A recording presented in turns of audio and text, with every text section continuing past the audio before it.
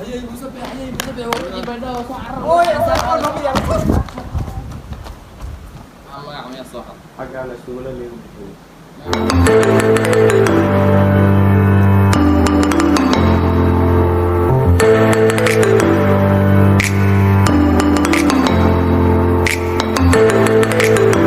صاحبه من جوه المجال ده المجال ده سومالي مسك عيرنا حاجه لو وضع انا وكسواي ما ترحلت اللي شيء هيبقى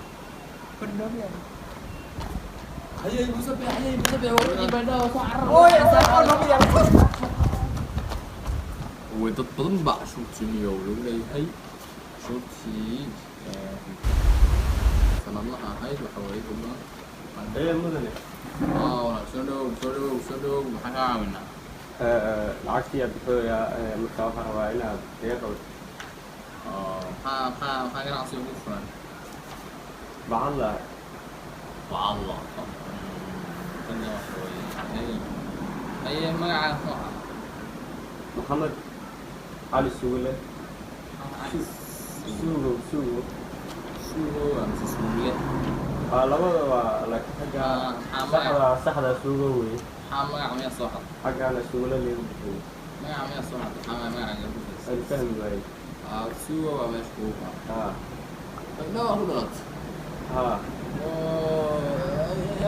adiyaata gudana may baydhabo waa ku dhashay laakiin xaggaana ku barbaaranay weligii intaana joogay 20 sano ka badan baan joogay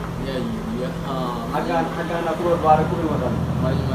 adiga tarxiilaa wadaa cashuurdii wax inta mudana may tarxiil uma baahni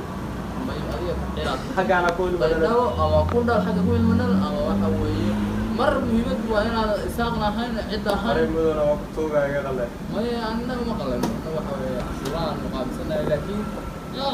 حاضر فينا حاضر فينا هي ماشي على الترحيل صاحبي هو كتوغا والله رافع والله رافع كجيرا ايوه حاجه waa ku dhashay kaliya xaga ana ku dhalatay waxa weeye dhaashada waa baydhabo cindi ma tid inta xaga tahay xaga qalabin xaga intaas tahay marka waxa weeye markay maxbis bas ay baa xashur laga qaadayna bas ay noo manalay soo qalabin